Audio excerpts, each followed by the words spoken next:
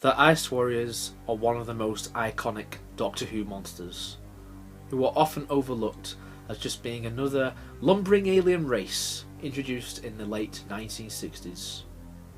However, I feel that there is a lot more to these Martians than what meets the eye.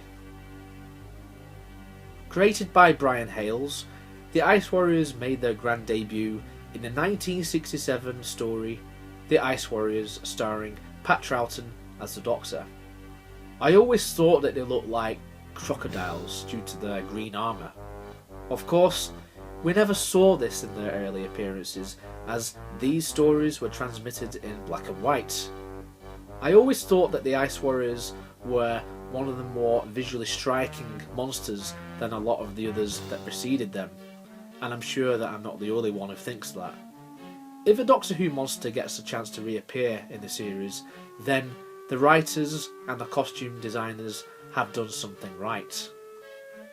In their first story, they reawaken from being frozen under the ice during a second ice age of Earth.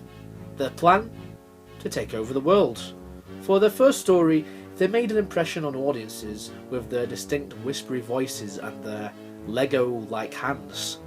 They didn't just look like men in rubber suits. While the plot was hardly original, it was enough to see the Ice Warriors return for a rematch with the second Doctor the following year. The Seas of Death once again saw the Ice Warriors try to conquer the Earth sometime during the 21st century, placing the events of this story centuries before Earth's second ice age as depicted in the Ice Warriors. To some extent, this story has the same issues as many others from the late 1960s, with it being too long, rewrites were needed for this, and the original scripts were considered as lacklustre and unworkable. Even though Brian Hales was credited as a writer, Terrance Dicks also made a contribution to a lot of this script. Troughton even had a week's holiday halfway through filming this. However, if you look past the strenuous production of this era, this second outing for the Ice Warriors was one to remember, with so many unforgettable moments. This deserves a spot as one of Troughton's best stories.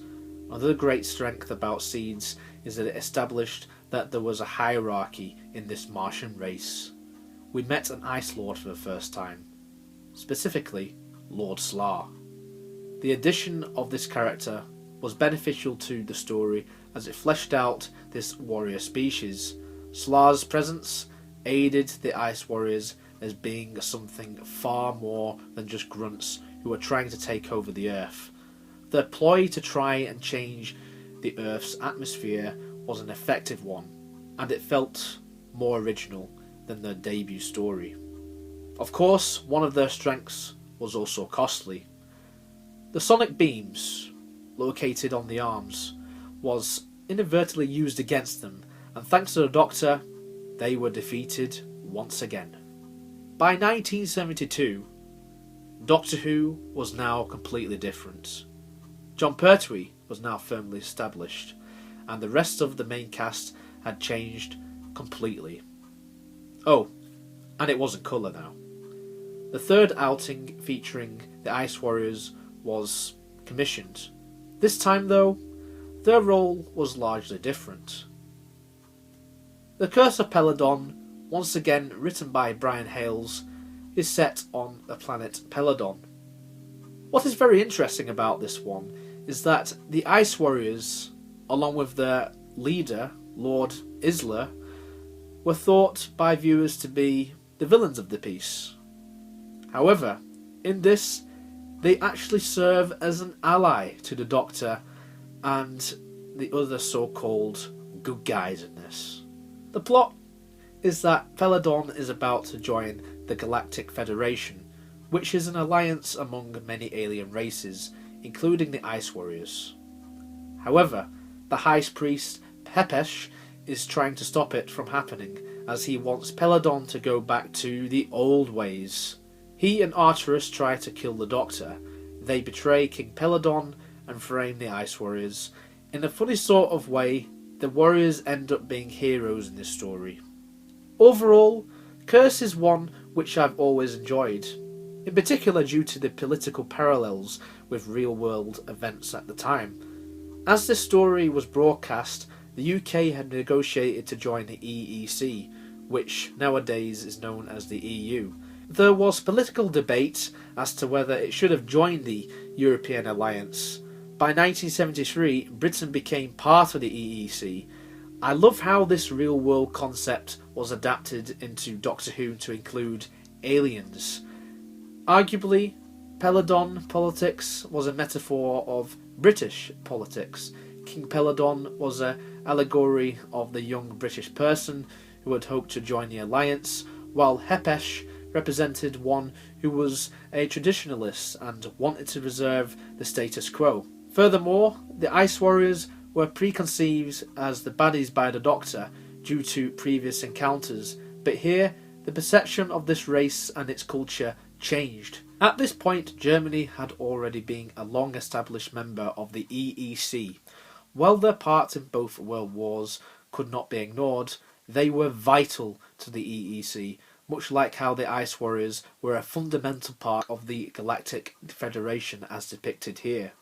Brian Hales made it clear that the Ice Warriors had good reason for previous Earth invasions, but this story demonstrated once more that this was not just some race who wanted to conquer the Earth and other planets. This was a race of diplomats. 2 years after the broadcast of the Curse of Peladon, a sequel was developed. Yet again, this was written by Brian Hales, and the script was edited by Terrance Dicks. The Monster of Peladon shifts the narrative 50 years after the events of the Curse of Peladon. The plot of this story is that an engineer and a rogue Ice Lord try to take over the planet to sell its own minerals to enemies of Peladon. In essence, the Ice Warriors are back to being the baddies again.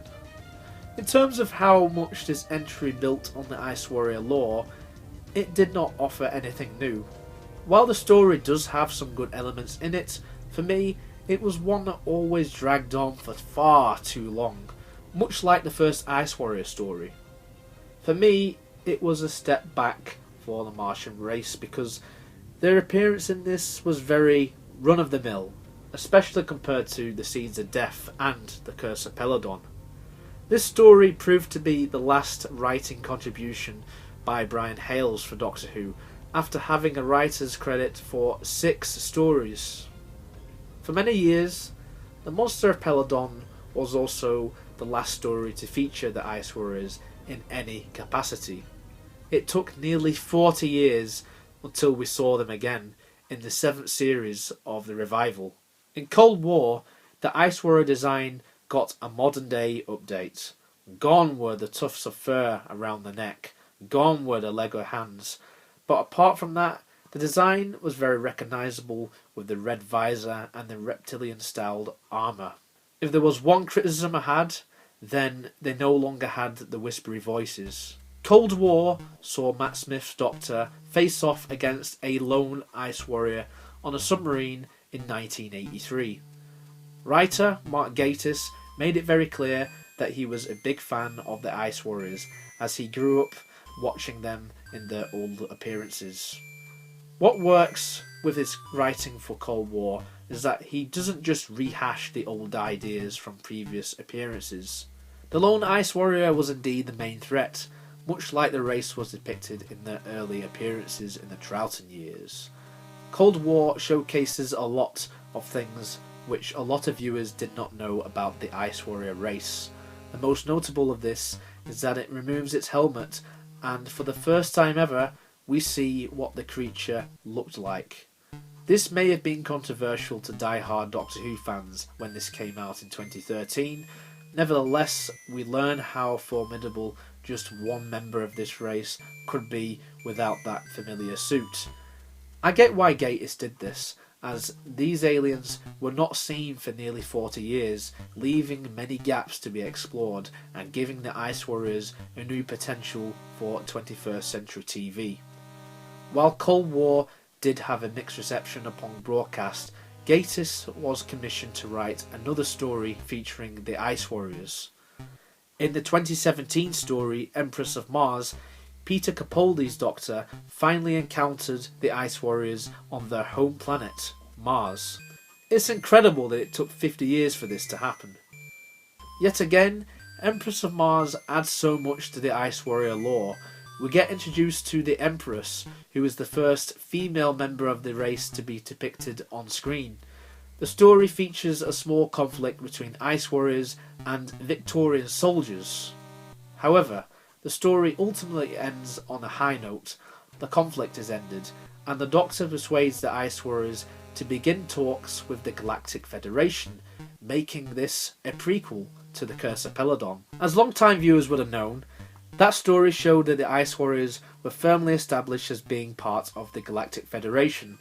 Empress of Mars acted as a crowd pleaser. While it arguably was not the best story to feature the race, it once again demonstrated that the Ice Warriors could be diplomatic. Since this story, there's been no further appearances from the Ice Warriors. However, I very much doubt that we're seeing the last of them. There is so much potential for these guys in the future.